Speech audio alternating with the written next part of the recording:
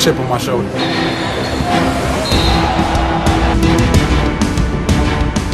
We gathered the 3 most successful coaches in Chicago basketball history. They combined 13 state championship rings. Once you give it, you can't get it back. Coming together to give Chicago the show it deserves. What a play by Terry Kelly. Of the best basketball culture in the world. This is 13 Rings.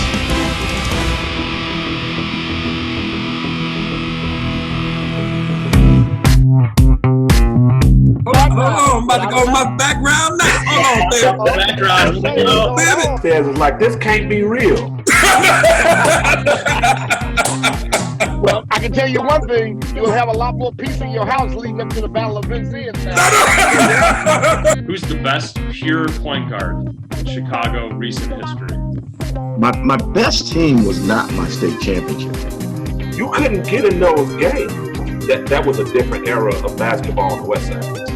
He said that you taunted him and said, "Country boy, you're in the city now." Is that Kevin Garnett, country boy. Yeah. What did you call him? Matt Painter had probably the most news-making quotes of the week. 13 Rings, episode number 4, and we have some breaking news. Nick Irvin to Western Illinois. Congratulations, Coach Irvin. Oh, thank you, man. Appreciate that. Got to lead off with that topic because I think this is proof, guys, that people are watching this podcast. I think Rob Jeter was like, man, Nick said on 13 Rings that he wants to come work here. Yes, sir. And boom. We're going 5 for 5. All 5 of us are going D1. I want to thank Ty and Rob for speaking up for me. It's talking into existence. That's awesome. How does it feel? You going to the college level? I mean, we were just talking about this a couple weeks ago, how you wanted a shot. It had to be the right fit. What made this the right fit for you? Well, Rob Jeter, he made it possible. He believed in me, and he called me, offered me the job, and we talked about always giving back to the city of Chicago, and that's one thing he wanted to do. He wanted to come back and get his own, and we talked about coaches moving from the public league, and I'm big on that, and I told him I'm all in because you're a great dude. That's awesome. So what's the biggest difference going to be for you, high school versus college? Well, I think the transition will be easy because we've been playing, high-level basketball for a long time, and coaching against Rob and Ty, make the transition easy. The only thing I just got to get used to is, sitting on the sideline, sitting down instead of running up and down the sideline. But, I'm going to get used to that quick and just learn from Rob and just be the best assistant coach I could be in the world. And I heard that you can still do this podcast, right, as long as we do not talk about current players. You cannot talk about current players. Other than that, you're good to go? Oh, I'm good to go. Y'all can't get rid of me. We in this forever. Rob and Ty, what was your reaction to hearing that Nick's going to go to the college level? It was exciting, to see one of our own getting that opportunity, and actually taking it, and being able to go to a place with Coach Jeter, who I think is a good guy, and he actually recruited a couple of my kids when he was at Wisconsin, Milwaukee, so I had a chance to, have a relationship with him doing that recruiting part. But I just think it's a great opportunity for the public league, and especially Coach Irvin. Like I said, we talked about this a while ago. Coach Ty has already said that he's out of trying to be one. I'm in the middle of if that'll happen, and my kids are real important to me and dealing with them. But just for the public league, and like I said, once he got the job, he called me and Ty right away, to do some stuff. So that's huge already. That's a great start, in this process, and I'm glad that we had the opportunity to talk about this earlier and do this podcast and let people know that we're gonna be backing him 100%. On his journey, on trying to turn that program around. That's awesome. Well, for me, Gordon, I'll say this. I think that I had an awful lot to do with this hire. I mean, it's no doubt about it. No, really, it's no doubt about it. He beat me twice this year. You beat me twice, you go to college. I mean, it's automatic. I mean, so Uh, no, but you know what? I'm happy, and I'm happy for, first and foremost, for him. I think that he's deserving of an opportunity to coach at the collegiate level. I'm happy for the third African American coach, head coach in the state of Illinois, to go back and hire an African American from the high school ranks as an assistant, a guy that has had a tremendous resume. So his resume suggests that he should do it. But I'm happy for the possibilities for so many other coaches that we can look to Nick and we can look at what he's done. And now we can not only aspire to get there, but we can come to the realization that it's possible. And you know, when Nick called me the other day, or when we were texting the other day, and you know, in full disclosure, I said to Nick, it's incumbent upon him to do a good job, because the better the job that he does, the better the opportunity that there are for so many other guys to have an opportunity to do it. So he's somewhat of a trailblazer of such. He's a guy that was on this program with us about 3 weeks ago talking about this very topic, and now he has landed one of those coveted positions. Go do the job. Go do the job. Go do what it is that you do. Be the guy that loves this game of basketball, that loves kids, that has a tremendous impact on young people that play for him. Do well and open doors. Really, that's all that we can do at this point. I know today we've got a real old head on here that probably with me, it's all about door opening. It's all about door opening now for me. Not so much as Rob said. The dream of college for me has come and gone. All I can do is try to do what I can, be a voice to the voiceless, and Nick now is he's a louder voice on a bigger platform. And you know, hey, I won't lose to him next year. I promise you. I will not lose to him. That's a perfect transition to our guest this week. We're so happy that we got a taste of the West Side here. Chris Head from Westinghouse. Last week we had North Side. We've had South Side. Time to address the West Side, and such an amazing run at Westinghouse. Let me read off some of these records here in case people forgot. 1998-99, 30-1. The following year, 31-2. The next year, 16-12. We won't talk about that year. The following year, 30-5 state championship. I mean, that is one of the all-time great runs in the city of Chicago. So, Coach Head, thank you so much for joining us. Thanks for having me. Which of those teams to you is the most special? I know that each team is kind of like one of your children, but when you go back and think to some of those amazing memories, how do you kind of think about each of those different runs?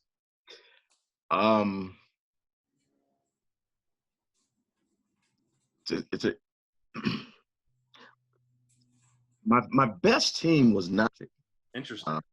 If that makes sense. My state championship team just so happened to be that group that finished 16-12 the year prior to winning the state championship. But they worked their tails off that summer. They were committed. They did some unbelievable things, and we played basketball at the right time of the year. My best team that I coached at Westinghouse was actually my state runner-up team. Interesting. 99, 2000. Absolutely, with Martell, Sid, Dennis, Craig, and all of those guys. They were my best team as a head coach that I coached at Westinghouse. Those guys were just amazing. We did some amazing things. That summer, we won the AAU Nationals with my all high school team. We played a team from Illinois that had 5 pros on it. Illinois Warriors with Larry Butler coaching them. We beat them on national TV. Was that was before Dwayne Wade, right? If it was Dwayne Wade played on that team too. Was that D. Wade, Darius Miles, Todd Townsend, TJ Cummings, all of those guys. Brett Melton, who played at Illinois. Yeah, he had 5 on that team. Matt Loddick, I think, was on that team. Yes, he was. Yes, you guys beat them. Yeah, we beat them by 13. Cedric Banks had 38 on D. Miles. He was National Player of the Year. The game was on ESPN. All of the upper echelon of the Nike Corps was at the game. When we beat them, I turned around, looked up in the stands. All 6 of them got up in unison and walked out the arena. They didn't expect a high school team to beat 5 pros, but we beat 5 pros, and that was kind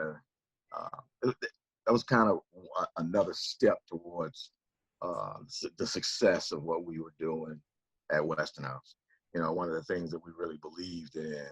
It was also a year that summer. I don't know if you remember Rob, Ty, and Nick. It was Dr. Smith was over sports administration, and he actually met with all of us. And basically they were saying, hey, keep your kids together, do what you have to do. It's a wild summer. Mm-hmm. It was crazy. What I asked him was, because my principal had knew what I was doing, but the administration of Chicago Public Schools did not know nor understand what I was doing. So I took my whole entire high school team, and at that time, our state didn't allow us to coach our entire high school. I didn't care about it. I wanted to bring some attention to why coaches could not have contact with their kids. And we needed it because, you know, kids were getting in stuff. Kids were dying left and right that summer. The long story short, we went down, won the national championship, got back, and that's when I was suspended for half a year for having contact with my high school team. You wasn't supposed to have contact with your high school team. I didn't care because I wanted to bring attention to it. The following year was when they changed the rule to where coaches could have 25 contact days with their teams, and their started the Christmas. So thanks, Chris. Man, appreciate that. It's all about giving back. It's all about giving back. We're gonna get you back in, and you can do it again. We can get more than 25 days. No, the next step would be for us, our better teams, our better teams in our league, to participate in that national tournament. Yeah. Yes, that's as difficult as it is getting a shot clock. Right. Absolutely. So, you know, I remember reading about you guys in the paper like all the time, the Martell Bailey, Cedric Banks team. And then in 2002, you beat Andre Iguodala and Rich McBride and that Lanfear team. What are your memories of that 02 championship game? Because that was a very, very good, maybe the best team, you know, in the history of, one of the best teams in downstate history that you beat in 2002. No question about it. We played them earlier at Christmas at Pekin. We lost to them by 5. I want to say 5. And I had 3 kids that were sick. It wasn't an excuse. They were the better team on that night. Mm-hmm. Got in the locker room. The guys were really upset because, you know, they were crying. They were really upset about the loss. I was probably the only one that wasn't upset about the loss because I thought we played our best at that particular moment. And I knew that we would see him again. So there was a prophecy made in the locker room, and it basically went, "Hey guys, look, listen, get your heads up, stop all this bitching and moaning and crying. We're gonna see this team again. We'll see this team at the state championship, and I guarantee you, the team that wins the state championship, the record's gonna be 30-5. Can't make this shit up." That's exactly the way it happened.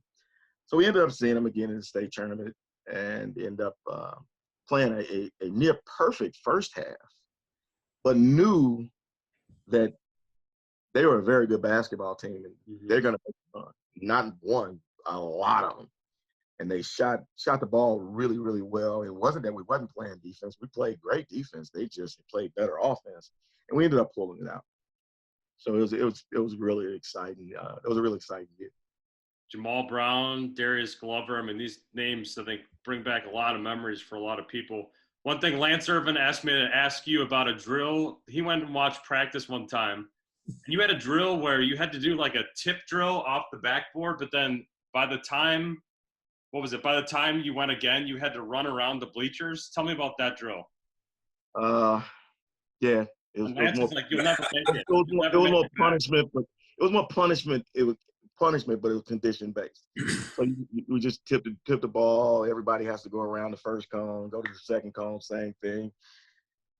We do 7 or 8 cones, and as they get that drill, I would just widen the cones out and make it tougher and tougher for them. So every time I challenged them, they met the challenge with that particular drill. But it made us we were in better shape than most teams that we played. I think that one particular drill helped us with that. All right, this is a question for all of us here. Big topic is that if you just look at the landscape of Chicago basketball, the power is very much in the South right now. And I get that these things are cyclical. What is it going to take for West Side basketball to swing back? And for some of those programs, I get that, Crane is a slightly different school than it used to be. I think they got that medical charter now. And Marshall, obviously, the enrollment's declining. But is your perspective as a West Side legend, and for everybody else, feel free to chime in here, what's it going to take for West Side basketball to gain some of that power back? Some administrators that understand the importance of athletics and academics. Like you said, the landscape have changed. Westinghouse is now a selective enrollment school. One of the problems is there's too many schools. The charter schools have really diluted the athletic base, and now it's more difficult to go at to get kids in now. The other piece is, it's just my personal opinion, there's too many people involved in the game that doesn't, one, know the game, two, doesn't give a shit about kids. It's more glamorous for them or some other stuff, or they think they can make some money or something, whatever the case may be. So it hurts the game, and it's not enough people out here that really knows the game and cares about the game and cares about kids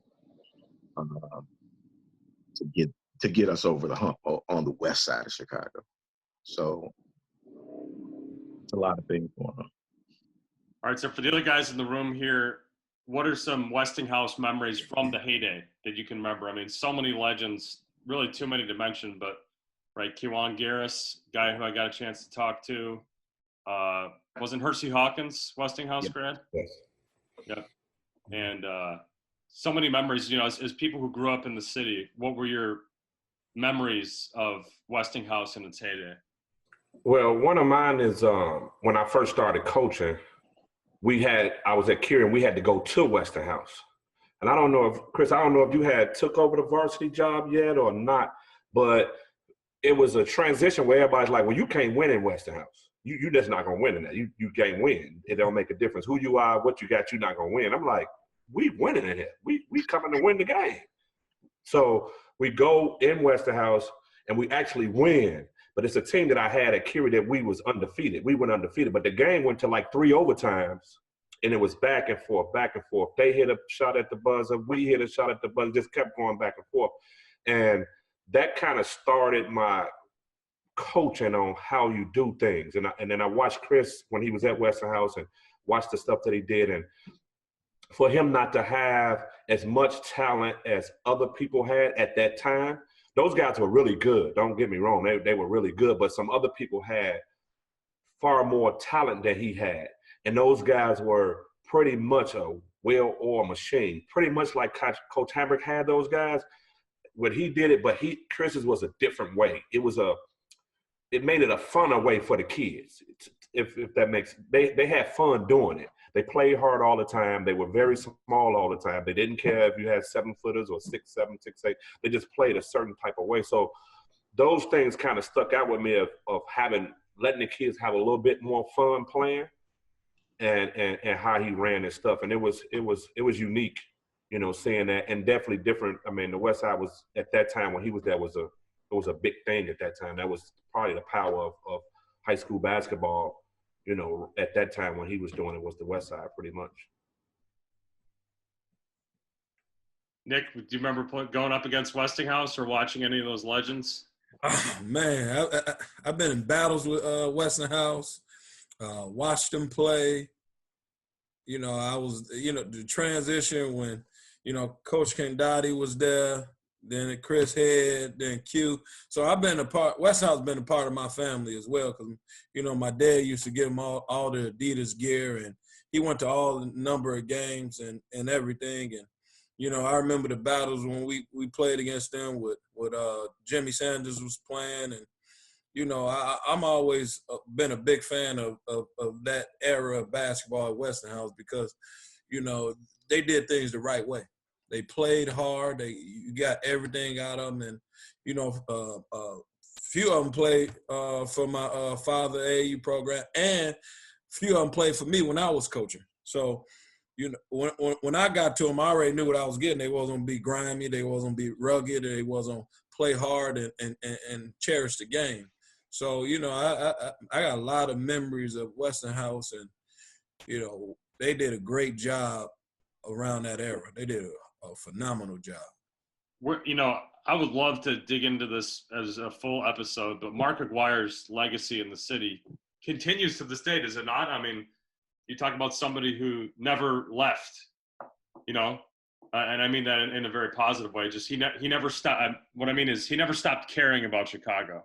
Yeah. He's always, even when he's been playing in the NBA or, you know, obviously in college, he was here locally, but never stopped caring about the city. I see him at all your, you know, I'll see him at Lance's games at Chicago State, goes and supports people. He'd support you, Nick. What can we say about Mark Aguirre, you know, as a Westinghouse legend? I'll let Ty go ahead and say something. Well, I mean, I think anybody that knows anything about basketball, be it Chicago first and foremost, what an indelible mark he has left on the game of basketball in the city of Chicago. Like you said, from what he did at the days at Westinghouse to what he was and what he actually helped to make DePaul basketball what it was. And notwithstanding, like you said, he's still around today. I mean, it's not like he's a person that you can reach out and touch in a very casual sense, simply because he's everywhere. If I'm not mistaken, I don't know if he worked with Morgan Park, but he was close to that program. So he was literally at every game that a Morgan Park team had played. But I wanted to kind of back up. You all talked about Westinghouse and playing at Westinghouse. They were actually in our conference, and I had known Chris from the AAU environment, so I knew who he was and had coached against him and had participated in events that he had given in the AAU world. But then when we came to high school, it was almost the most surreal thing in the world when you get your schedule, and you always hope that at that time we were playing the teams in our conference twice. And when I first started as a sophomore coach, I said, God, can we just have Westinghouse at home the second game? We just want to get them at our place for the second game, because the way the tiebreakers went, the winner of the second game got the bid. Well, it seemed like every year, I don't know how it happened, our second game was at Westinghouse. And at that time, you had to walk down these stairs into the bomb shelter. It was a bomb shelter. And it was down in the basement. And all I could tell our kids was, if we win this game, guys, everybody sticks together when we go up those stairs out of Westinghouse. And playing a Westinghouse team at Westinghouse was in and of itself kind of an experience, because Westinghouse was known for probably one of the most famous baseline fan sections you've ever wanted to see. And mind you, they weren't cheering and they weren't rooting and running, but it was some real diehard fans on those baselines. And if you were the opposition shooting free throws, they'd let you know they probably wouldn't be a good idea to make. Right. And then you have the baseline cheering sections coupled with Chris Head's timeout with no communication. Oh my God, it was unbelievable. And here you are as a coach on the other end, you're drawing stuff up and you're talking, and Chris is just standing there looking at the kids, and they're looking at him. And next thing you know, you go out and you lose by 10, 15 points. You know, so I would say to myself, hell, what the hell's going on? I'm giving instruction, and he's just standing there, and they go out and they go on a run. So it was funny. So one time I was playing, I said, I'm going to try to Chris Head. I still did. I didn't say anything to my kids. Shit, we wound up losing by 30. So that was my Westinghouse. That was my Westinghouse experience. That's a good one, Ty. It was fun to me. He just stands there. He doesn't say a word. He's just standing there looking almost psychotic, the look, but he was just looking. He got that mean look. Yeah, no words being said. No words being said, but there was some telepathic stuff going on there. But it was playing in the basement at Westinghouse in the heydays. It was not a place that you wanted to find yourself. And you definitely didn't want to find yourself if it was for positioning for the playoffs, because there was probably a good chance that you were going to come out on the downside of that game that night. So Rob was one of the lucky ones. And a lot of people probably don't know, because I don't know how much guys do research or look, stuff up, but he is the only one, I'm pretty sure, I think this is right, that won a state championship as a coach and then referee in the state championship game. Correct. As an official. He's probably the only one. Okay, can we not talk about refereeing state championship? Let's move on to another story. I mean, I just have to give him his credit where credit is due. I mean, he didn't give all of us that look as the coach. Yeah. And the ref. Yeah. Absolutely. If looks kill. I want to see this famous Chris Head look. Somebody get as quickly as you can. Get the ball inbound. Let's go, man. Defense, one. You could say stuff to him the whole time, and he go down and he gonna talk to you, and then the next time when he come down, he gonna give you a look, and that means it's over with. Stop talking to me. And you know what? And what you had to say. He bent that leg back. But here's and when he gets mad as a ref, because then all the calls get a lot sharper. They all get sharper when he gets mad. But I would tell people all the time, when I've got a big game that I'm playing, and if they even ask me about an official, I always say Chris Head. Because I don't care whether it's Nick running up and down that sideline or if it's Rob telling him he ain't gonna never ref another one of his games. Chris didn't care about any of that. No, all he was gonna do was ref the game. And so I always knew that the games were gonna be ref fairly, and he didn't have a dog in the race, and he was gonna come to work, and he understood us as coaches. And I think all of us as coaches can say that. He understood when we got in our moment, because he's been in those moments, and I don't think that. And I think he had the respect. I know he has the respect of all the coaches, and a lot of the fans that he's ejected from the game. So they all know him. They all know him. He said that. Yeah. All right, Coach Chad, we got to give us a stare. Put the camera real close to those guys. Where you stand? Come on. And look, I don't have it anymore, man. I've gotten old. I'm not I don't believe that for a minute. I've gotten older. I've never seen him smile in a game. I've never seen him smile in a game. I don't believe that. I smile. Come on, guys. But that's I've never seen it.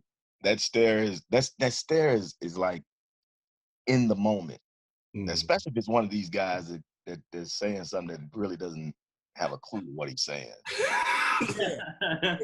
That stare is an in the moment kind of thing, If somebody else had asked me for that stare, and I couldn't do it because it's an in the moment kind of thing, It's a minute and 15 second stare. Doing that free throw or doing that timeout. You get that head down, going. And then he calls the timeout so fast. I'm like, man, he's about to go off on them, and then he just stands there and says nothing. I'm like, okay, no problem. Dude, I get scared. Hell, I get scared. But I've also refereed the same state finals in football as well. Okay. Have you really? Wow. Yes. That's very difficult to do one of those things, let alone two sports. That's very impressive.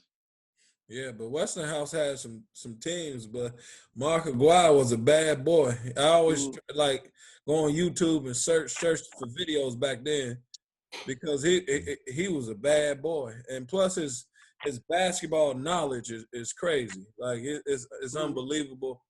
And I was fortunate enough to have him over at Morgan Park with me for a number of years, picking his brain and teaching the guys on how to be successful, playing the high school game, college game, and the pro game at the highest level. And the one thing he always told them, you could be here one day, you could be gone next day. So if you're gonna play this basketball game, you got to play at a high level. You got to play at a high level and learn much as possible. But, Mark Aguirre, he mean a lot to me, mean a lot to the city of Chicago because he gives back still to this day. Because he never had to come by Morgan Park. Like, he went by a number of high schools and tried to help everybody. But, you know, that's a testimony to who he is. And you know, I really love him and respect him. Well, this college thing getting you up there, boy. Your vocabulary been like this way. Ain't no night. I thought you were going to come with a cap and gown, too. Next time, he's going to be wearing the monocle like Mr. Peanut. He's going to have the cheek. Hey, I've been on this podcast with you guys, so I'm learning. That's amazing. You know, so we're on the topic of the West Side. Who are some other West Side legends that you just loved watching or that you feared? When you think of West Side basketball, who are those names? Not necessarily the best player, but some of your favorite player. For me, it's Patrick Beverley. I saw him before the hype. I was actually playing, if you can believe it. I did at one point sort of play basketball. We were at the Hoop It Up 3-on-3 tournaments, the Soldier Field parking lot. I don't know if you remember that, but they used to have, you know, dozens of courts. And the John Rogers aerial team was there with Tavares Hardy, and they had some pretty good players like in the senior division. I was 16. Patrick Beverley was in the 18-year-old division, and he was with this other guy, and they were just tearing people up, and it was like a movie. They had the 3 rows of moms all around the court with the T-shirts matching the players, and everybody was swarming this court. And him and this other guy were just throwing each other lobs. And he had kind of longer hair. I don't know if it wasn't like a curl, but he had kind of like longer hair. He had these little Marshall short shorts and no shirt. And I remember I had no idea who he was. And I asked this kid, and I thought he said his name's Patrick Bentley. So I went home and Googled Patrick Bentley. And then, of course, he just blows up. And I've just had so much fun watching him, you know, Marshall icon. And somebody who, you talk about overcoming adversity. I mean, going to the Ukraine and could have given up and just kept fighting. And then now he's, you know, signed multi-$10 million, you know, plus contracts. And to me, he might be my favorite West Side player of all time, just because of his story and how he fought through obscurity, was not a highly rated prospect until he blew up, you know, late in that senior year. And that's my West Side guy. How about you guys? I think for me, I may not say a guy, but I remember I guess when Garnett was there, that league, the Red West at that time, was a complete dogfight every night. I mean, even not him, you couldn't get in a game that was being played at that time. I mean, not to say, okay, I'm going to a Farragut game to see Garnett, but if it was Westinghouse and Marshall, you couldn't get in those games. Those games were sold out. Manly at the time was really good. That whole league was good. I remember it was right before I had really started coaching, so I was able to go watch. And it wasn't like I just got to go watch Ronnie Fields and Kevin Garnett. I could go to a Manly and Marshall game and get just so much basketball. So I think that year would have probably I don't know exactly what year that was, but that year I know that whole league was loaded. That was 95. Yeah, 95. When Kevin Garnett was at 95. Yeah, wait, Nick, that's your heyday. After, you know, Coach Rob's done, I'd love to hear But it. that just not just one player, but that whole league of going to watch them play every night was special for the public league basketball. Yeah, it just was special. I mean, the South Side was probably really good or good at that time too, but just going that was a different era of basketball on the West Side. It just really was. Yeah. Man, that era around there, like Rob said, was unbelievable. Like we played Westinghouse and we played Farragut. And we played Westinghouse twice that year, if I'm mistaken. Yeah. And then we played Farragut for the city championship when I played. And you couldn't even get in. We played at Robeson. They already had a small gym. You couldn't, if you wasn't there 2 hours early, you couldn't get in. and we played them at Carver, and you couldn't get in there. But the craziest game I've been a part of was the Farragut game when Kevin Garnett, Ronnie Fields, it was standing room only at UIC Pavilion. Like, you couldn't get a seat. You couldn't get a seat. You couldn't.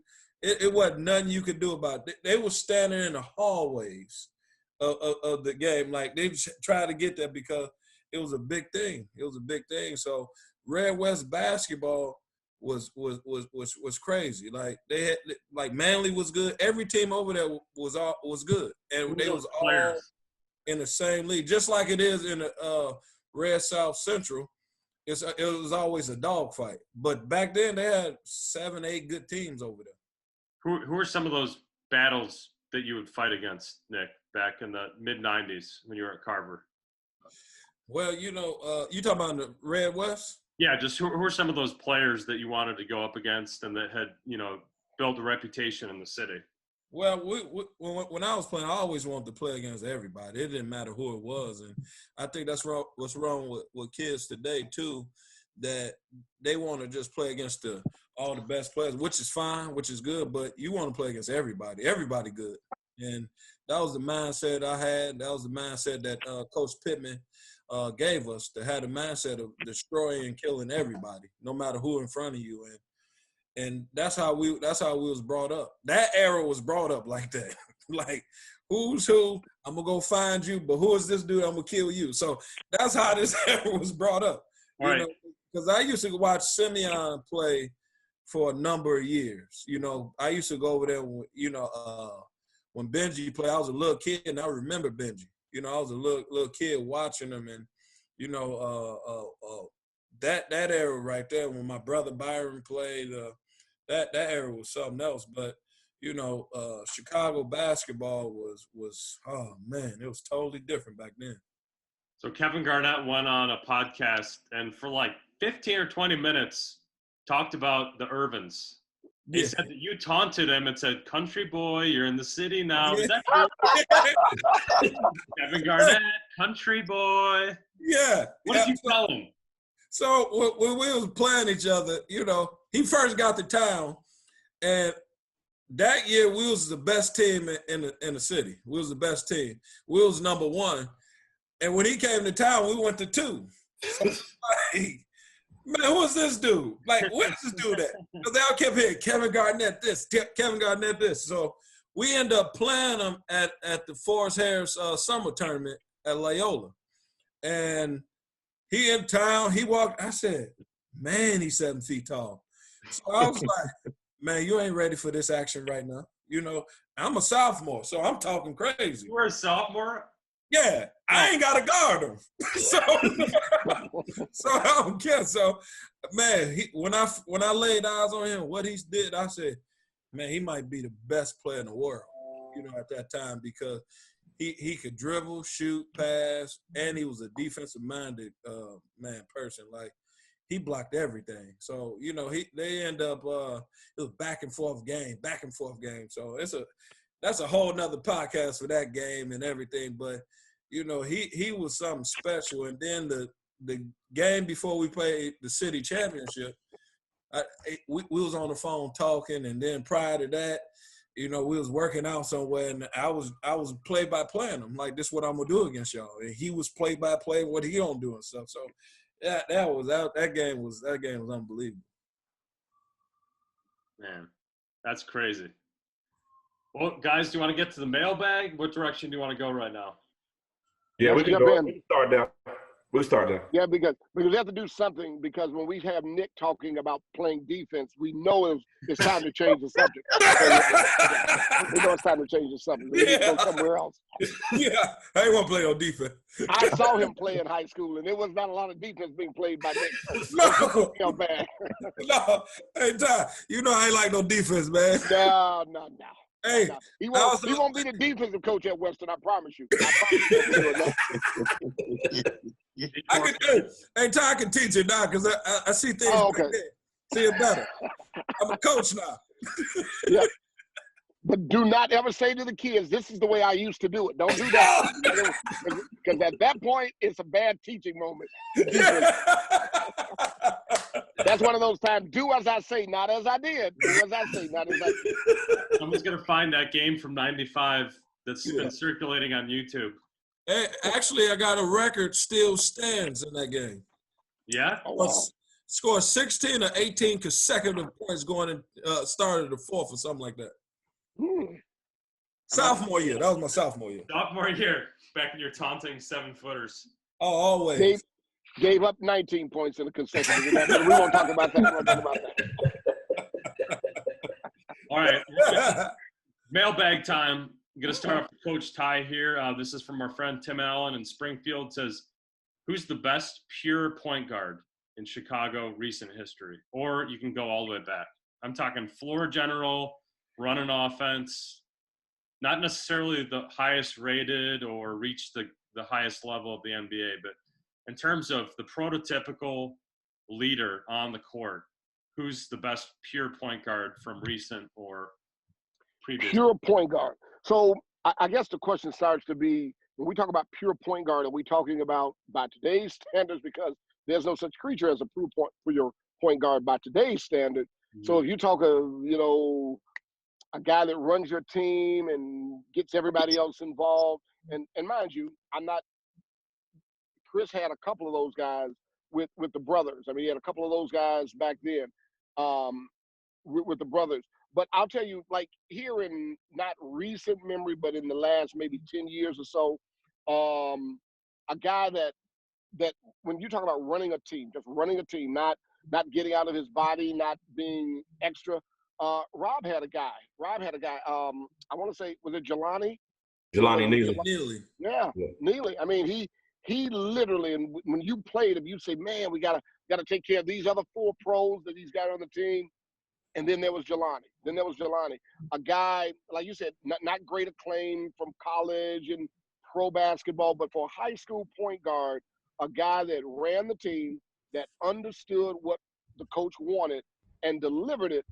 I think I would have to say him. And if Rob is honest, and I'm sure he is, he would have to say that some of the teams that he's had in the past few years, if he had Jelani Neely running that team with those players, it'd have been like the 26 ring show.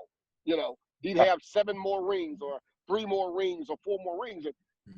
And again, like I said, his name will never come up in the barbershop when we talk about great guards or the greatest guards. But from a standpoint of pure point guard in recent memory, because I don't want to go all the way back because we can start pulling out Isaiah and all these other names. I would say Jelani Neely was probably one of the most effective point guards, and he was the right point guard for those teams because he had a lot of different parts around him, and he never became consumed with himself. That would be my candidate. Real quick, just some biographical information. 6 feet tall, 175 pounds by the end of his college career. Ended up at Northern Arizona, had a good career there in the Big Sky Conference, and started off at College of Eastern Utah for JUCO. So that's just a little bit of biographical information. 3 rings, was graduate, 2011 graduate, I think. Yeah. Of Simeon. So 2012. 2012, okay. Yeah, 2012 graduate. And then played a nice 5-year career. That's just a little biographical information for those that don't know about him. And Ty, I mean, just going back, he absolutely right. I know I'm right. What are you talking about? He beat me every time I played him. I know I'm right. Yeah, I know I'm right. When you talk about those teams, if you take him off, I don't know if we do that.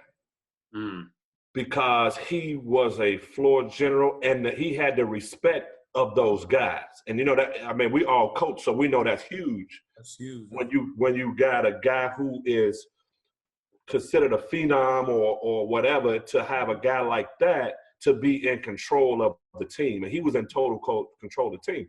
And he tore his ACL. And that kind of got us a little bit, wondering like how are we going to do this without him. And he ended up getting back in January and getting back at the right time. But I can't think of many other people. If I have to go to another kid just to use an example of somebody, I would use the kid that just played at Curie a couple years ago or a year or 2 ago. Yeah. Hamilton. Is that Hamilton was first? 2 years ago, you talk about 2 Yeah. years ago, right? Yeah. Yeah, he beat me too. Yeah, him too. Yeah, Yeah. he beat me too. Yeah, Yeah, he beat me too. Trey Hamilton. That's who it is. He was a floor general, and even when they beat us in the supers, he did not have a good game, but he made the shot. 3-pointer for them to win. That was not this season, but the previous season. Yeah, he was steady as a point guard as you can get, and like you said, he didn't get all the accolades. People didn't talk about him a lot. They talked about the Gordon kid all the time, but I thought he was the piece to the team to get them to where they needed to get to and get them a chance to go downstate, and they won the city championship. So if we're going recently, I would say him, Trey Hamilton. Yeah. And Nick, he came through in the clutch. That game, I remember I was sitting on the baseline for your city championship game against them, and those guys were so cool under pressure, and that gym was about ready to blow. And, Trayvon Hamilton, definitely a part of that, right, Nick? Yeah, I think probably the truest point guard Jelani was good though. Jelani was really, really good, but I gotta probably go back to Amari Sawyer that I seen like in the last them decades. But Amari Sawyer probably was the truest point guard that got Leon Smith the ball. He got Anthony Johnson the ball.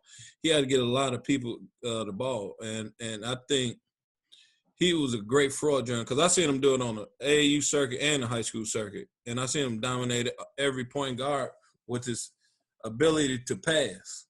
He was a great scorer, but the way he passed that ball, it was unbelievable. Like he could throw alley-oops from the other end of the 3-point line, and I see him do it many a times when we played in the pro-ams, and I see him do it with Sean Marion and Bobby Simmons, my brother Mac. So I mean, I seen him do it a number of times, but I think that's probably one of the best, truest point guards to ever come out of Chicago. And we've talked about him when we were planning out the vision for this show. I remember, Nick, that you said Amari Sawyer is a guy that you wanted to do a whole episode on. Yeah. A lot of people, I think he might be the most forgotten elite prospect in the last 20 or 30 years. Right. Because he was 18th in the country in the class of 2000. 18th. Right. I mean, he was a bona fide 5-star, parade All-American, 6'2", so he had good size. One of the last great King players, if I'm not mistaken, and then went to DePaul, had a pretty good career there, averaged 6 assists 1 year, 5.5. Yeah, because he got that off. So for anybody else, do you have any memories of Amari Sawyer? Because that's a special name that I don't think gets a lot of attention. That's probably Chris' era. It is my era, but I had a couple of guys that were very good at that job. Some was a kid by the name of Jimmy Sanders. Oh yeah. Oh yeah. Jimmy Sanders was good. Unbelievable. He was a true leader. Yeah. Not only was he a true leader, the kid knew how to play basketball. He was a winner. Another kid that I had was, these kids were brothers, the Bailey brothers, David and Martell. David. We talk about pure point guards. These cats were the epitome of point guards. Amari was right in that era with those guys, maybe a little earlier, or right there with them. Right. Back then, in that particular era, there were some very good point guards, and true point guards. These unselfish guys, these leaders.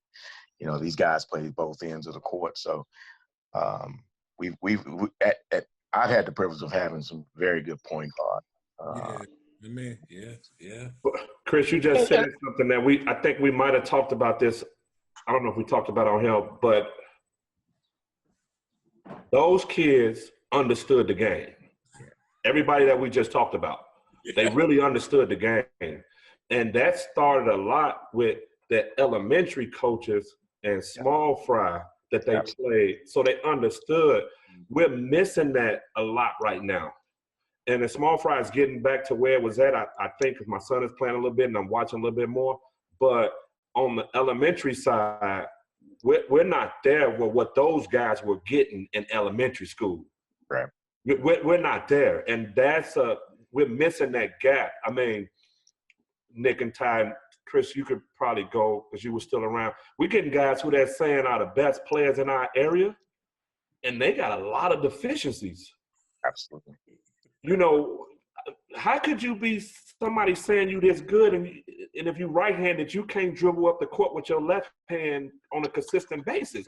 How you that good? Right. You know, and that started from our lower levels where we had really, really good coaches at the lower level of elementary. So now we got a couple here and there.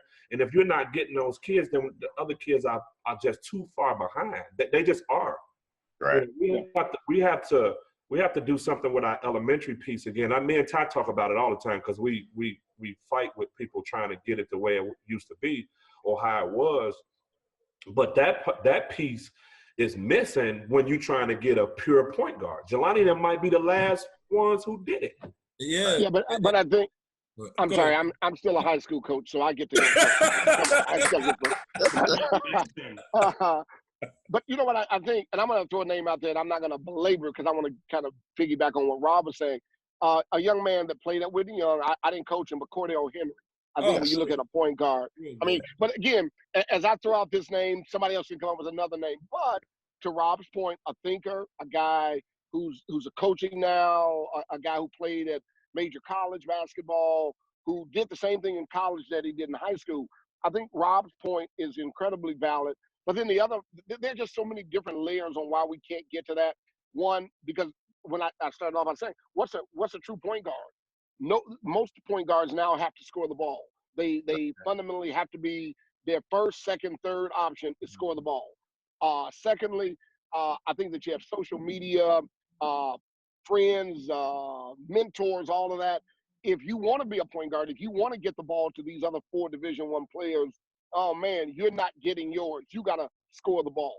You know, like you said, working on your left hand, working on using and reading ball screen, pick and roll. I don't really want to do that because I'm not interested in passing the ball after I come off this screen. I'm going to score. You know, it's the point guard position is still valuable today. It's still valuable today if guys really want to play it. It's just like we talked, I think, last week about the post position. The post position is still valuable today if you want to use it. But I think all of this, when you look at those guys that we just talked about, like Chris said, Jimmy Sanders, I remember watching him. My God, he was the fastest player I've ever seen with the basketball in his hand. But he could run a team. He could get the right people the ball in the right spot to make them look better. And in turn, he looked good himself. Cordell, Jelani, I mean, he was beating teams. You looked up and you had lost the game, and these other guys were kind of held in check, so to speak. And you look at him, and he had 12 points. And you're trying to figure out, how did we lose? Because Jelani had 12 points. Why? Because he got these other guys opportunities. The point guard position is so valuable to the team. I've got a young man on my team right now who's a freshman, Dalen Davis. And I tell people all the time, why do I love him so? Because he's a smart basketball player. He can score, but it's not his number one objective. And he understands how the game should be played. Ty, we don't want to talk about him right now. We do not want to. Nick might want to hear this because he beat you, but I don't want to hear about it. But he wasn't playing when we played Nick, and if he had played, we would have won that game. But that's not the But again, but the point guard position, we've had some great ones in this city. I mean, you could make a list from here to Macomb, Illinois, where Nick is now, of great point guards that this city has had. And you could sit on this podcast or any podcast and debate it hours on end. Yeah, and each of us have had them. That's a good topic. Each of us have played against them. Yeah, it is. That's what. I watched David Bailey play. He was tough. Like, David Bailey was a bad boy. Jelani Neely, the thing what I loved about Jelani, because we played against him, and he didn't do nothing that he wasn't supposed to do. Like, he got the ball to the right players. You could sag off of him. You could do what you want to do. He gonna make the right read and the right play every single time. You know, and like I watched David Bailey. Like, he was one of my favorite small little point guards ever. Like, because he could score the ball too as well. Like, You couldn't, him and Jimmy Sanders, like them two, you couldn't bag off them. You got to play them straight up. And man, I remember we had to play against Jimmy, and Jimmy was so fast. And Pitt was like, "Hey, go chase Jimmy." I said, "All right, Pitt, I'll chase him." Oh my God! Not Nick chasing Jimmy. My. Hey, Ty, I chased Jimmy Sanders from end to end. I was wore out. I was tired, but Jimmy was fast. That's amazing. Yeah, Cordell Henry, guy who, great career at Marquette. So I looked him up. He's at North Park now. I didn't realize that. He's coaching at North Park. He's not there now. He's in Florida coaching women's basketball for Mount Verde. Yeah. Oh, he is. Cordell was a bad boy. Ooh, wow, he's at Montverde. Nice. And he was athletic. And the funny part was Cordell, when he kind of came back to Chicago after he was done playing overseas, he coached at Whitney Young. He helped us out for a year. And in my great wisdom, I would say to him, "Hey, Cordell, do you want to play and kind of show the guys the way it should be done?" After about 2 or 3 weeks, I had to say, "Cordell, don't do that anymore because the guys are getting depressed. We don't want you to keep doing that." I mean, the things he was doing was just, it was unbelievable. And mind you, he had just stopped playing, so he was still in basketball mode. But you could see it just in how he played. And again, like I said, I'm talking about Cordell because I saw him up close. I'm sure we talked about Jimmy right after he was done playing, and Jelani Neely when he came back from college. All these guys, their IQs of the game of basketball was profound. And that's a part of the game that's lost, not just on point guard, but on the majority of our players that play the game today. They don't really study the game to play the game. They study the game for the moves or for someone who they like. I mean, and we need to get back to where the game, where our players, as they used to say, become students of the game. But then also those guys that we're talking about had an identity of the coach as well. I was just about to say that. Because Jimmy and Martell knew what Chris wanted. They knew that already because I guarantee you they spent a lot of time with him telling them what he wanted and figuring that out. Jelani spent a lot of time with me figuring out what I wanted. And to what you're saying, Ty, guys, they just want to make a move. I want to work on my step back, and I want to work on my crossover. But you don't want to learn how I want you to run this team. Yeah. So for Jelani, and it's been a minute since I've been able to do this. I didn't have to call no plays. Go ahead, you got it. Because I know you're gonna call the right play, and it's not gonna be a play for you. It's not gonna be a ball screen where you come in and shoot it. You know that hey, Jabari needs this ball, and everybody get out the way because I'm gonna throw it to him. When I had Marcus Levette and Billy Garrett, I ain't had to call no play either. Well, I have to call a lot of plays, but I'd say that the Bailey boys, they knew what Chris wanted, and if they didn't give it to him, he was going to call a silent timeout. So they knew what to do. They knew what to do. I ain't had to call no Levette and Billy Garrett. I had to call play. No, I had to call play. Well, the bright lights was pretty special. The bright lights, bright lights. All I used to tell him, go to your spin game, man. Just go to your spin game. You do anything you want. Be special. Just be special. Be special, baby. Yeah. There you go. Or what are you telling Nick? Get you one. Get you one. Get you one. My favorite Nick defensive play is do him. Yeah. Oh, boy. Oh, yeah. All right, so we're talking about fundamentals here, and, we're not trying to sound like five guys, telling kids back in my day, but it's really not arguable that fundamentals have gone down the drain in some areas. What do we need to do to get back to that level of commitment to fundamentals?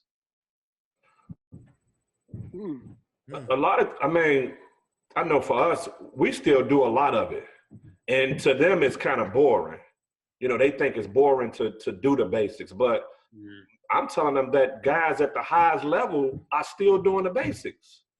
So for me, and my thing is what's going to separate you from the other guys? Because when you get to the next level, everybody going to be able to jump. Everybody going to be fast. Everybody going to be strong. What's going to separate you? The great ones are fundamentally sound.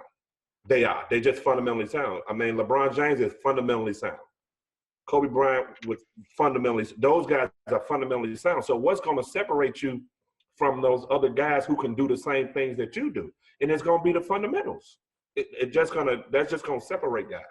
So I think we have to go back to that at a young age. And I told somebody on the podcast, I'm a little guilty of it too, because my son is only 8, and sometimes we're in the gym working on step backs. But he can't make a left-hand layup yet. But I'm in the gym teaching him how to do a step back. So I'm kind of guilty of it at a certain point too with my own son. But he does know the fundamentals. We do teach the fundamentals, but I don't think it's enough. I don't think we're doing it enough. I think, and I'm going to be short, it really starts at the lower levels, where if our lower levels value fundamentals, when they get older, they will value fundamentals. I think another area of concern, and I'm not going to say it's a problem because it has value. Now everybody is a trainer. Everybody trains. Oh wow! And what makes a good trainer? And think about it. And I'm gonna give you a scenario. Say I pay Nick, he's my trainer, and I'm the 8th man on my team. And so Nick is working on me dribbling around the garbage can and then jump over the chair and then go behind my back with one hand and catch 2 balls and shoot the one of your left. Well, I mean, I do that. That's my drill. And so I say, man, Nick is the best trainer in the world because he's got these elaborate drills. Okay. I don't play on my high school team. After the game, my trainer comes to the game. He talks to my parents. What does he say? Hell, I don't know why Rob's not playing you, man. You better than Chris. You better than Chris. He keeps playing you. You know, I don't know. You just need to get back in the gym and keep working. It's going to be $85 an hour. I'll see you next Tuesday. I mean, that becomes the vicious cycle. So now what we have, and I'm not saying all trainers, I don't want to paint everybody with the same brush, but we have people that are teaching things that are not even relevant to basketball. You go back, Chris is old enough to remember it, and I know Rob and Nick were in that period, but there were no trainers before. You come in the gym, you're working on right-hand layup, left-hand layup. You're working on 1 dribble pull-ups, 2 dribble pull-ups. That's what the game looks like. It doesn't look like, and again, 2 tennis balls, and you grab a golf ball, and then you run down and fall down and turn over and shoot your jump shot. Yeah. That's not the game. And I'll leave with this. There's a movie, and I think you can find it on Netflix. It's called Black Magic. And it's a movie about the early days of black basketball. It chronicles a lot of things. And in the movie, I was telling some guys, I looked at some of the guys, Elgin Baylor and some of these other guys, and I looked at their bodies. They didn't have any trainers. They didn't have any strength conditioning coaches. They didn't have any mentors. They didn't have a gym. They just got in the gym and worked on basketball stuff, shooting at the playground, playing in a game, working on this stuff. Their bodies were in phenomenal condition, and they didn't have any strength trainers. They didn't have anybody counting their calories. Today, a lot of what goes on with our players is what they see on YouTube and what people are feeding them in a way that's not necessarily conducive for playing the game of basketball. That's just my view, humbly. All right. And, you know, from a media perspective, and I deal with this every single day, the payoff now is, did I do something on the court that went viral on one of those 6-second little clips? And I'm not trying to vilify them because I think that those sites, you know, they're out covering basketball. I'm happy they're doing that. But the problem is that there's an incentive for kids to do the crazy, you know, the jelly layups and stuff like that, and to shoot from 80 feet away, because what goes viral? That stuff. And so kids are striving toward the payoff, which is, did I do a little 6-second clip with the, you know, music beat underneath it? And again, I'm not trying to vilify those media companies, but I think we need to tell our kids, like, hey, Isaiah Thomas didn't go into, you know, sweaty gyms for 4 hours at a time trying to get on, you know, one of these sites. Like, you realize that this is not what makes you a winning basketball player, right? And I think we just need to drill that, because from a media perspective, even I see this stuff. Yeah. Cause I mean, the thing it's a lot of trainers, but it's some good ones out here. But like Ty was saying, Rob was saying too, is I think we just got to get back to the basics. You got to get back to the basics and teach fundamentals and go back to the coaching piece. Who teaching them when they little? Because I mean, at the end of the day, all of us grew up in bitty basketball anyway. So they taught us the basic fundamentals about it. So now it's just, people more into playing pickup game or playing games instead of teaching the proper fundamentals. And it's more games being played than, skill work. And I think that's the problem too as well. That we need to get back to the basis. Like we all coach, so we all teach fundamentals. Now I don't know what the next person doing because they're showing the game what you're doing. Mm-hmm. And now it's more of I want a mixtape. See what the thing will probably mess a lot of people up is the mixtapes because everybody want one. So you don't get mixtapes for passing. No. You don't get mixtapes for playing defense. You get mixtapes for scoring. So I mean that's the problem too. And the other thing is we've just commercialized high school basketball, where it's become a business. We talked about personal trainers, and most people don't know the difference between a person that teaches skill development and a person that teaches conditioning. They mistake the two, and they pay good money for that stuff.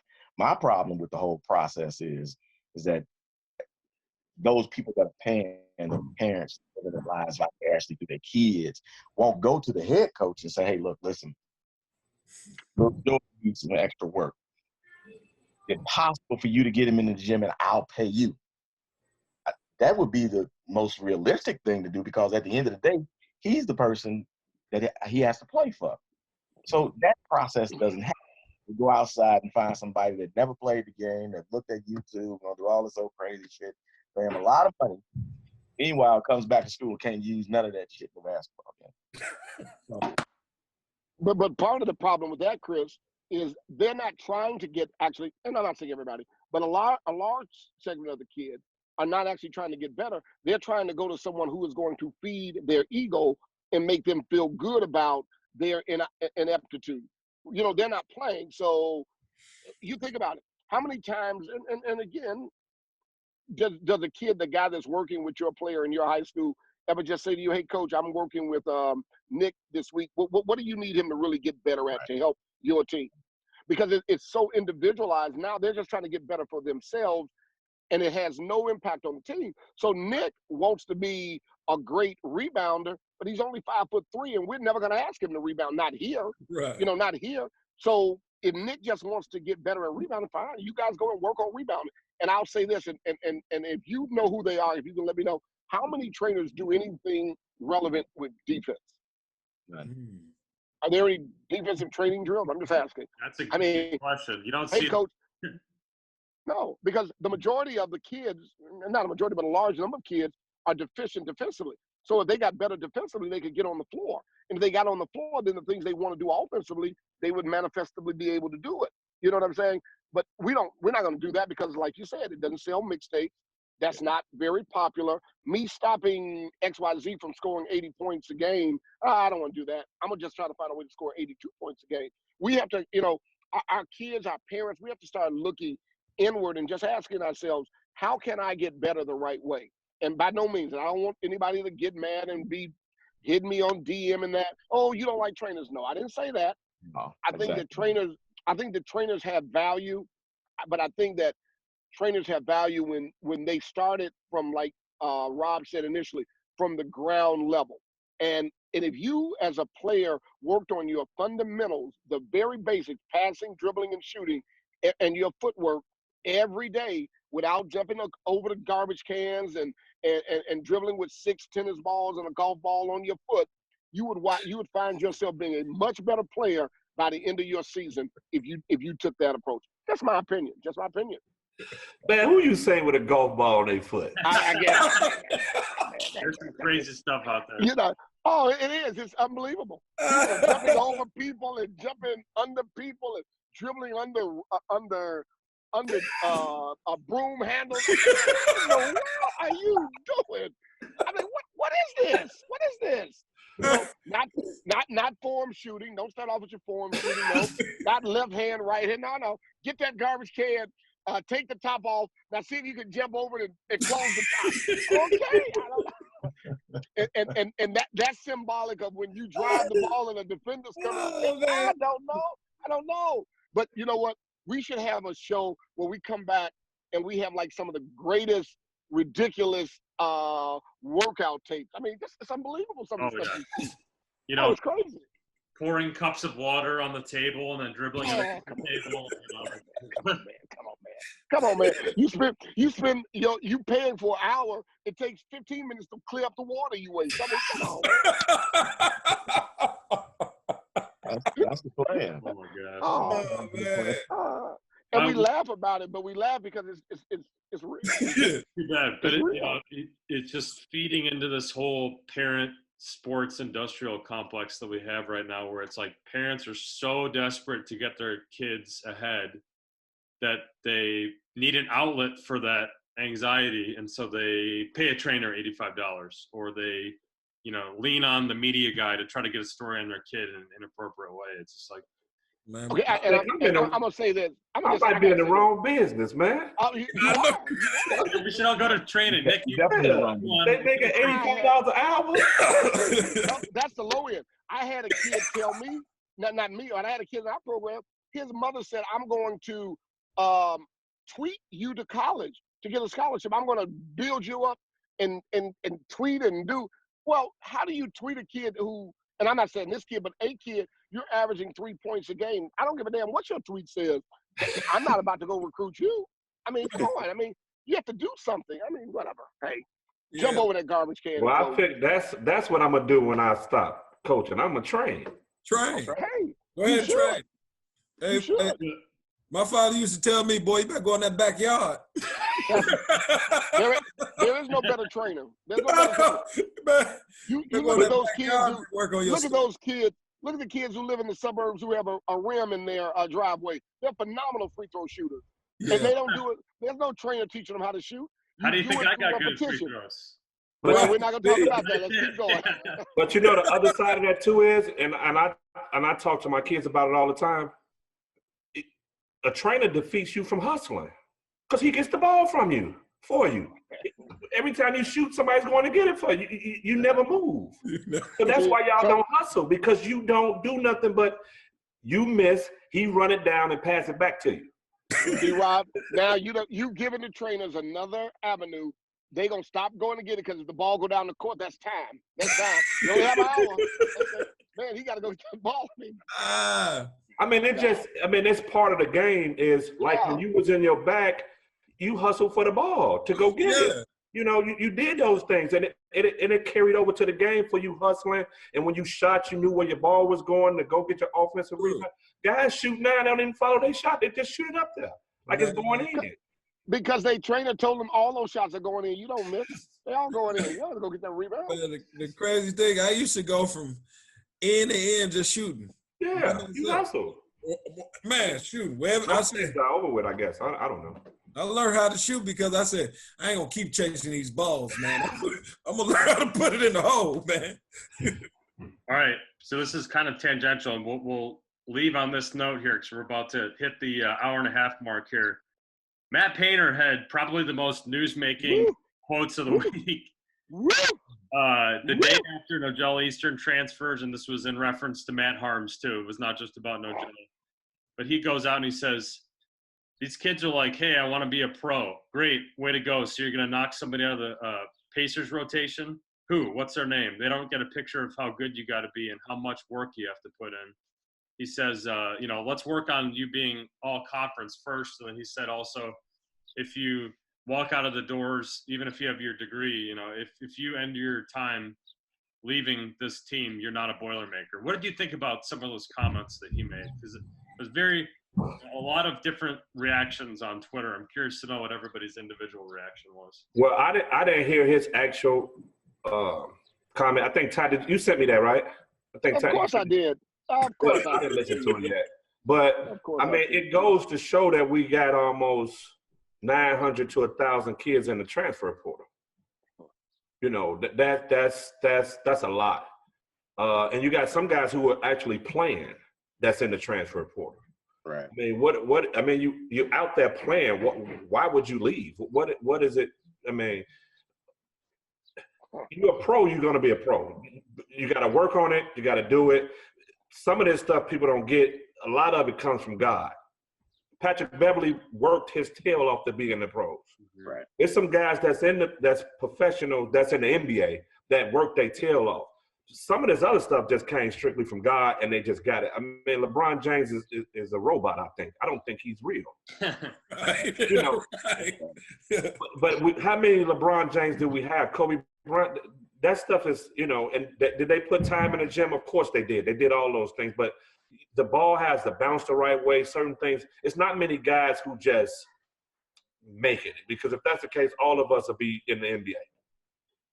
We just would be. But guys are not putting the work in to be a professional either. And I think from what you're saying, and kind of listen to what Ty was telling me about the conversation, or what he said was, you want to be a pro, but you're not putting the work in to be a pro. Right. You're not even giving yourself the option to be one, because you're not putting the work in to even be one. You know, my thing with my kids, when they want to play, I can't go over to the bank and tell them I want to get $200,000 in that, because I ain't got it to get, because I didn't put it in there. So you're not putting in the work, but you want to play. You can't play. You're not putting in the work. Right. You got to, not with your trainer, with me in practice, you got to put the work in. You got to know what's going on. You got to understand what's going on, and you got to play hard, and you got to do the stuff here to be able to get out there. I just can't give it to you just because you walked up in here and you think you're supposed to get it. And that's another thing that we handing stuff to kids that ain't earned it. Yeah, don't deserve it. Yeah. That was one of his comments. Was he said, "I want to be a pro. That's great, you know, but you got to work like a pro." I listened to it, so I heard it. And actually, it's funny because one of my coaches said he had talked with a couple of the players, and he asked him to listen to it. And he made many good points in the when you get a chance when you're down, and we're not going to ask you to enter this college coach, Irvin, but there was some really profound things that he talked about. One of the things he talked about was he had asked his team, and I forgot, was it Edwards? I forgot the player that was going, that had gotten better over the year. Carson, and he asked, Carson Edwards. And he talked about how he was just a hellacious worker, how he worked hard. He was in the gym before they got there. He was in the gym when everybody left. And he asked everybody, he said, "Are you all working as hard as Carson is?" And not one person could raise their hand. He says, "But you all want to be, like you said, you want to be a pro. You want to be a pro, but you don't want to do what pros do to become pros. You just want us to say, oh, you're good, and go be a pro." And then at the other part of it is that he talked about kids getting better and working harder, and the transition from what you were to what you are, how you get there and how you stay there. And then the other thing he talked about that's profound is people that are not prepared or unwilling to compete. In today's athletics and sports, you have to compete. You're not going to be the only good player on a team. There are going to be other players. And you have to be willing to stay and fight through some adversity, even when someone looks like they might be better than you. Then what do? You work harder, you get better. You get better. He also mentioned, and they talked about Dan Dockage, of which I agree with zero of whatever Dan Dockage says, for whatever the reason. But he talked about kids and parents that are engaged on social media, and how kids are. It was a pretty full broadcast, and I was really kind of surprised at the forthrightness and what was obviously honesty from his perspective that Matt Painter showed. And he wasn't being disrespectful. He was just talking honestly. He was talking about guys putting their names in drafts, and people that want to go to the pros, and guys that don't really work hard, and to his point, and all of us are coaches. If you play 3 years in our institution and you leave, you are not a Mustang or a Wolverine or a Warrior or a Dolphin, because you have to complete the task. From my perspective, I think you have to complete the task as a player. I just believe that. I don't think that, because you can't transfer from Simeon and go to Morgan Park and get a degree from Simeon. Your degree will say Morgan Park. So effectively, you know, I'm just saying. I agree with that one on that. I don't think you get to claim us if you leave us. That's just me. That's just me. Well, I haven't had a chance to read it yet because it was a lot going on in my life. So. Yeah, right. Well, you know what? On your long ride to campus, you can listen to it. Yeah. So I mean, but from hearing what y'all saying and what y'all talking about, I think you just gotta, to be a pro, you gotta put the work in no matter what. You know, you gotta always put the work in, and if you don't put the work in, you ain't gonna never make it. You know, you gotta always be willing to, you know, sacrifice a few things to get to where you have to go. And most kids, you know, they'll probably figure it out eventually. But you know, you got to put the work in to be a pro. I definitely know that. What's the old adage? Action speaks louder than words. Yes. You can fix your mouth to say anything. You can fix your mouth to say anything. Yeah. And you can't get a gallon worth of milk if you don't put a gallon worth in. You just can't get it. Hey, what was that again, Ty? What'd you say? You can't get a gallon worth of milk if you don't put a gallon worth in. I might put that into the mixtape I made for the show. What'd you guys think of the video? Pretty cool. It blew up yesterday. The first day it was a little slow, and then yesterday it was like a parabolic curve, and a lot of people retweeted. That was nice. Yeah, it was nice. It was. It was good. I just hope that doesn't take time from you putting this together for tonight. I'm just saying. Hope you don't have to put in more work than that. I promise, 4 a.m. it will be up. Oh my God! So I know I don't have to go to sleep until 5 now. Yes, I can All right. Well, I think we should wrap up right here, guys. Okay. We'll say thank you so much to Coach Head for joining us. It was just so much fun to hear your thoughts, and you've accomplished so many different things in a lot of different hats, not just in coaching basketball. So thank you so much for joining us. It was a blast. Yeah. Appreciate it. Thanks. Shout out to Westinghouse on the west side. Oh, I thought you were about to say shout out to Western Illinois. Okay, yeah, Western. And Western Illinois. And you know what? But before we close, I'm so proud of Nick. I'm happy for him. Man, let's do it. Let's get it done. Let's get it done. Man, I appreciate that. And I told Nick on the phone, and I told you guys he got my full support. You know, what I think what we're gonna do, or what we're gonna try to do. I haven't told Ty this year; he don't know yet. But we're gonna get our guys together in the public league and try to rally around our public league coaches. We got to make sure that they're getting, you know, some players so they can be able to compete and they can be able to do the things that they're supposed to do. All the kids can't go to Western Illinois. We know that. But we got a lot of kids that probably can, and that's their level, and that's probably where they should go. But we have to make sure that our coaches in the public league understand that we need to be trying to help, you know, as much as possible. Nick, this game is going to be a different game, you know, when you get in the gym and you're going to be sitting around some people and talking to them in the gym, and then as soon as you get out the door, they're going to be like, I ain't seen no kids over there. Right. Just being honest with you, that's just what it is, you know. Some people are not going to let go you beating them and how stuff went. They're just not going to let that go, you know. But I know I'm not letting it go. For me, I want to turn that around and let all that stuff be where it was at, and us go forward. We're helping you and Paris and Dennis Gates and all of our guys that's doing something, because what that does is that helps you guys when we can help, you know, and it helps you get to a better spot. So we need to make sure that we try to do that. I appreciate that. I'm miss coaching against you guys, man. And well, Nikki, I miss coaching against them, man. We had some. My daughter and my son came running downstairs. It's like, this can't be real.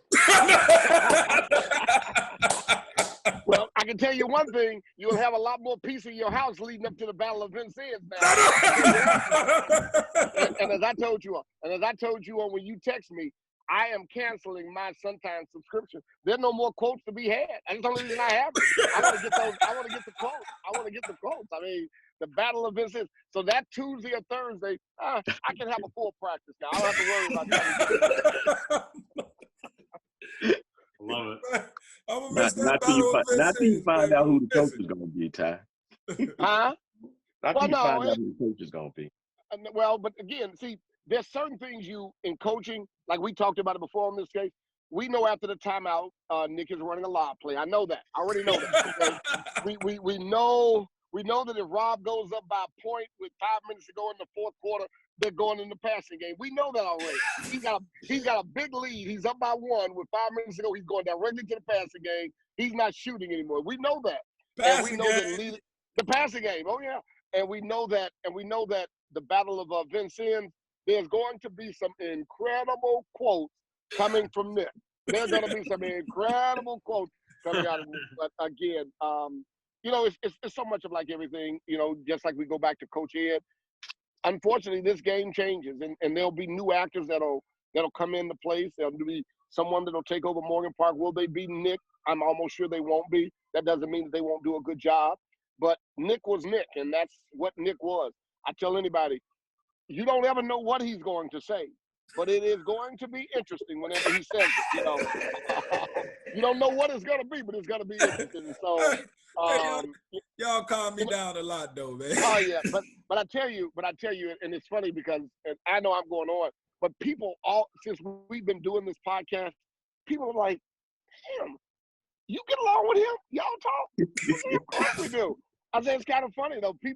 People actually believe that there was this really like hate thing, and we talk about it all the time. But this is actually, I tell you, I look forward to 3 o'clock every Saturday to get on this podcast with these guys, and shoot, it's been fun. And like I said, seeing Chris, of course, I've known him forever. In 15 days, it really. And then when we talk about the people, tomorrow Coach Cox will be laid to rest.